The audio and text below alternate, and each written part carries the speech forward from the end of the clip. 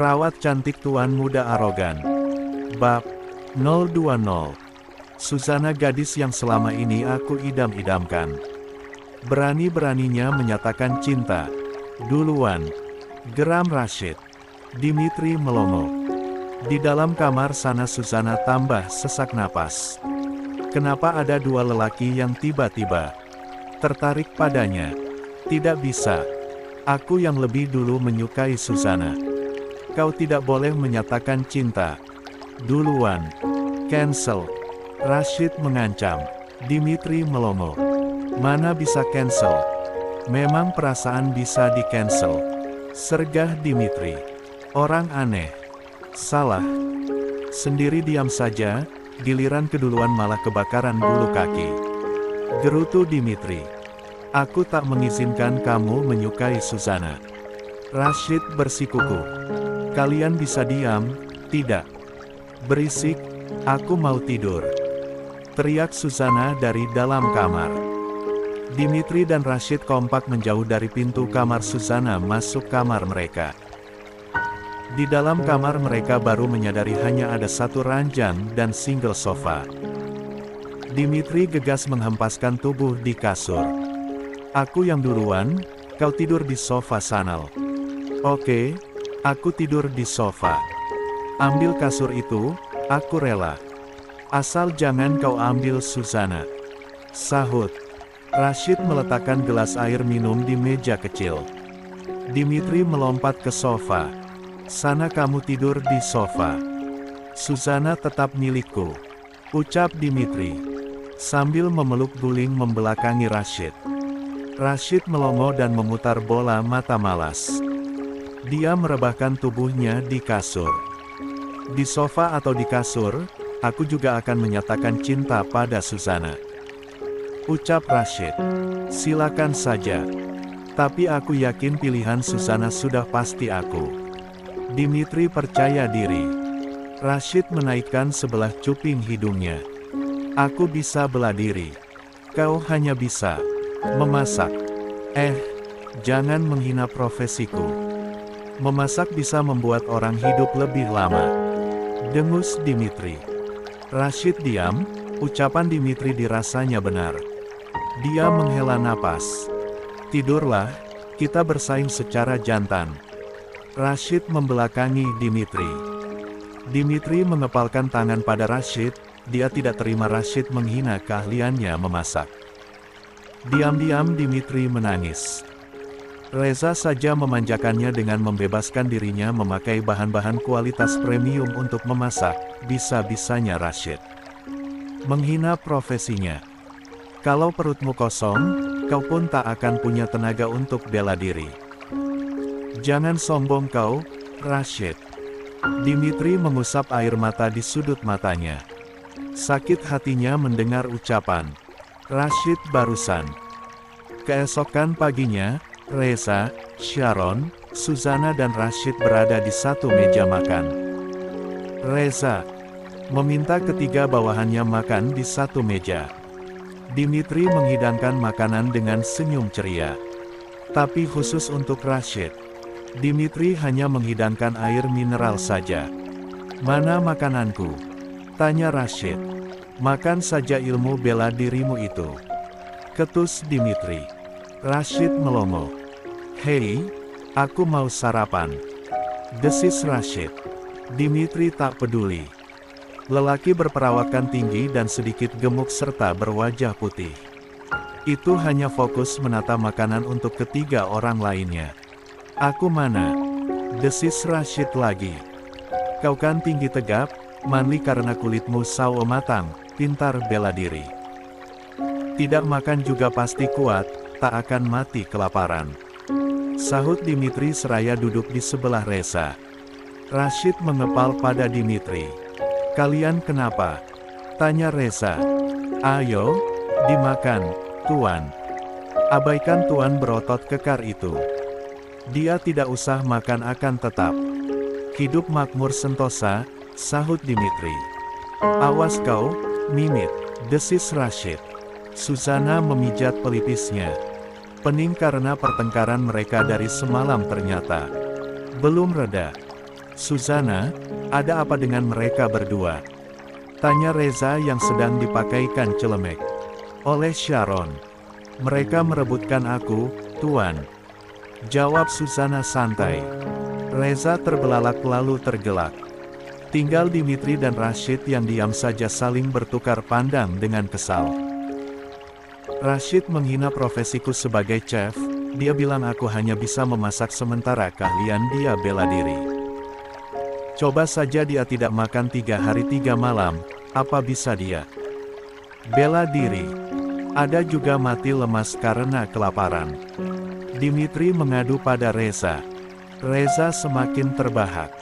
Sharon ikut tersenyum sementara Suzana resah karena dia diapit oleh Rashid dan Dimitri. Kalian ini kalau mau bersaing ya harus secara jantan. Bersiang secara sehat. Maafkan dia sekali ini, Dimitri. Biarkan dia makan. Kalau kelaparan kita tidak bisa pulang. Siapa yang akan bawa mobil? Kekeh Reza merasa geli dengan tingkah bawahannya. Dimitri mendelik pada Rashid. Mana makananku? Bisik Rashid. Ambil sana sendiri. Gerutu Dimitri. Terpaksa Rashid berdiri lalu mengambil sendiri sisa makanan di atas kitchen set di belakang meja makan. Ayo, kita makan. Jangan rusuh. Berdoa, dimulai. Reza merasa terhibur dengan 3 orang bawahannya itu. Sharon telaten menyuapi Reza.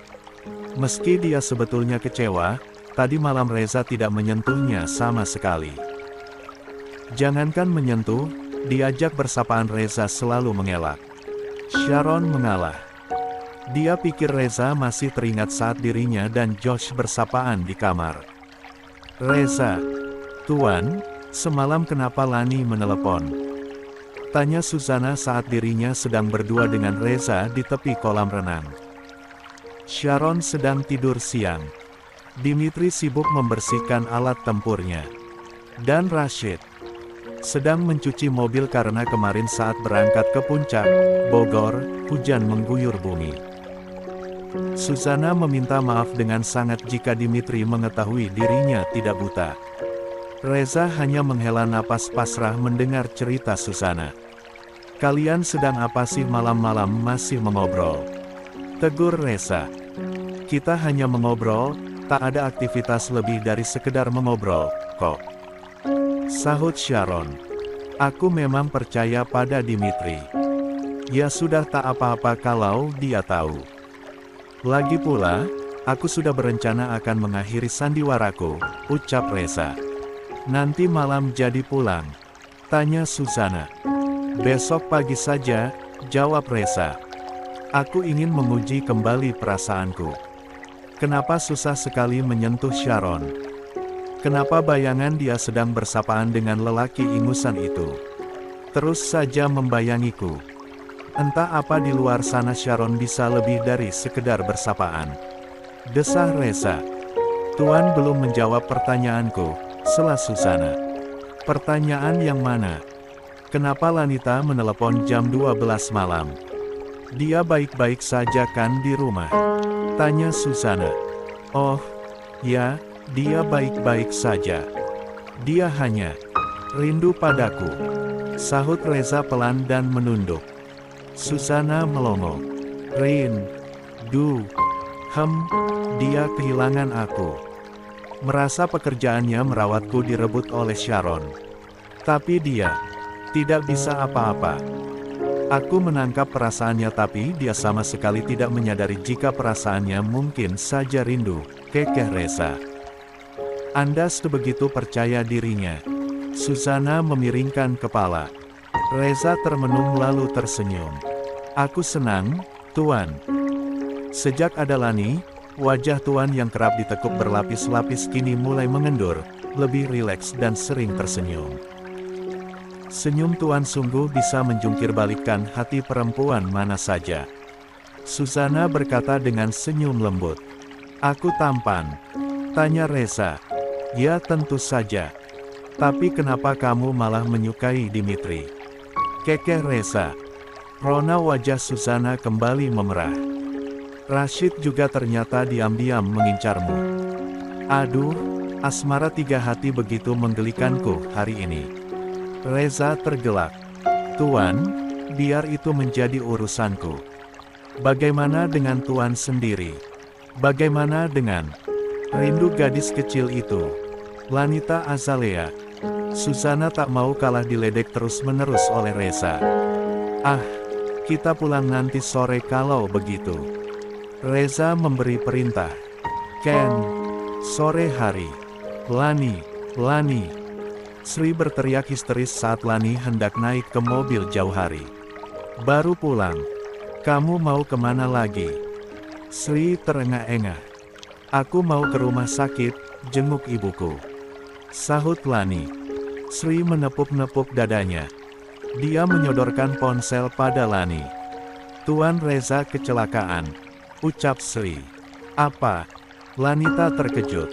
Itu, telepon dari Ibu Susana. Cepat terima. Halo. Lani melihat wajah Susana yang terluka.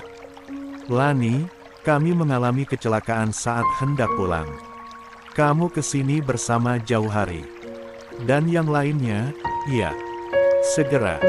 Ke rumah sakit Kencanawati, jangan lama-lama. Susana berkata lemah. Ya Tuhan, Ibu. Bagaimana dengan Tuan Reza? Lanita panik. Tuan Reza terluka parah. Kau cepatlah kemari. Panggilan diakhiri. Lanita sibuk mengatur Jauhari dan yang lainnya untuk segera menuju rumah sakit tempat Reza dilarikan dari lokasi kecelakaan. Lanita dan Jauhari serta yang lainnya sudah berada di RS. Kondisi Susana dan Sharon tidak terlalu parah. Sementara Rashid sedang-sedang saja. Hanya Dimitri dan Reza yang mengalami luka cukup parah. Mama. Sharon menerima telepon dari Dein dengan terisak. Kamu tak apa-apa, sayang. Mama baru saja tiba di Palembang. Mama akan kembali lagi ke Jakarta. Dein tampak sangat khawatir di seberang panggilan video. Nggak usah, Ma. Aku nggak apa-apa. Cuma Reza aja yang agak parah, cuma belum tahu detail luka seriusnya. Sudah dijemput sama Jauhari dan yang lainnya. Mama tenang saja. Sahut Sharon. Yakin Mama tak usah pulang lagi? Tanya Dein sangsi. Iya, Ma. Lihat, aku cuma luka ringan saja. Dein tampak bernapas lega. Terus berkirim kabar dengan Mama ya, sayang. Iya, Ma. Panggilan diakhiri. Setelah beberapa jam semua mendapat perawatan di rumah sakit terdekat, Jauhari dan Tandan membawa pasien kecelakaan kembali ke Jakarta. Hanya Reza yang masih belum siuman.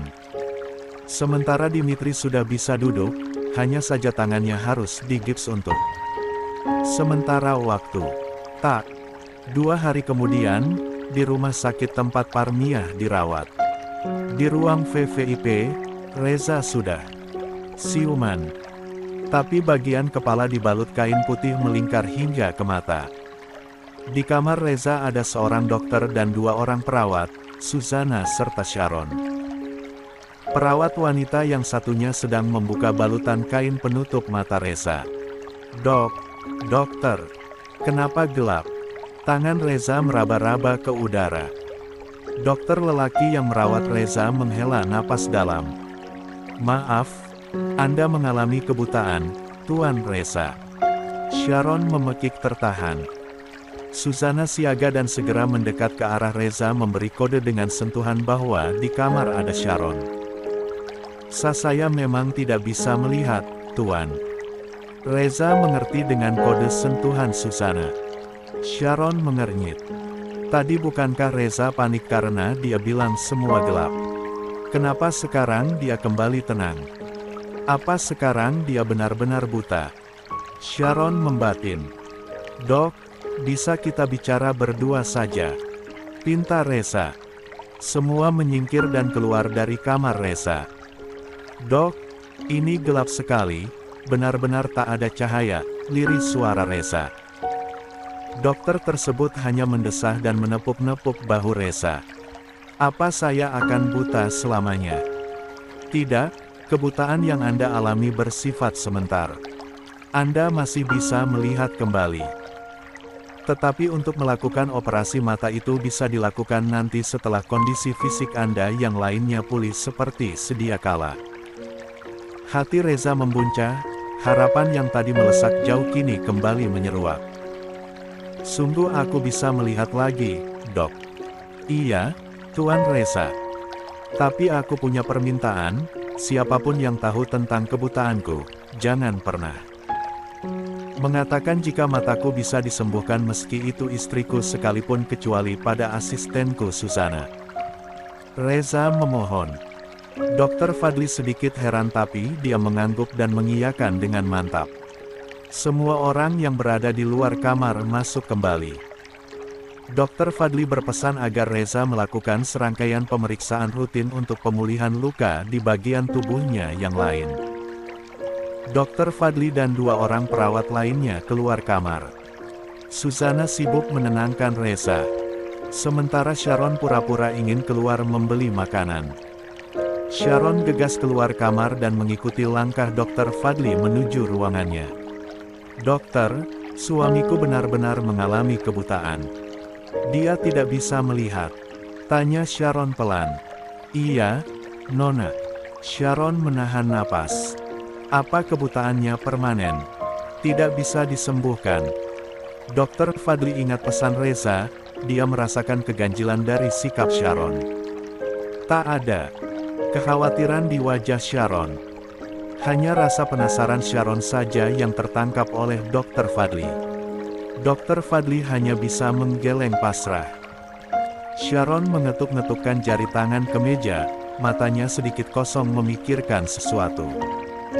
Oke, baiklah kalau begitu. Terima kasih dan tolong rahasiakan jika aku menemui dokter menanyakan kondisi suamiku, ucap Sharon sambil pamit.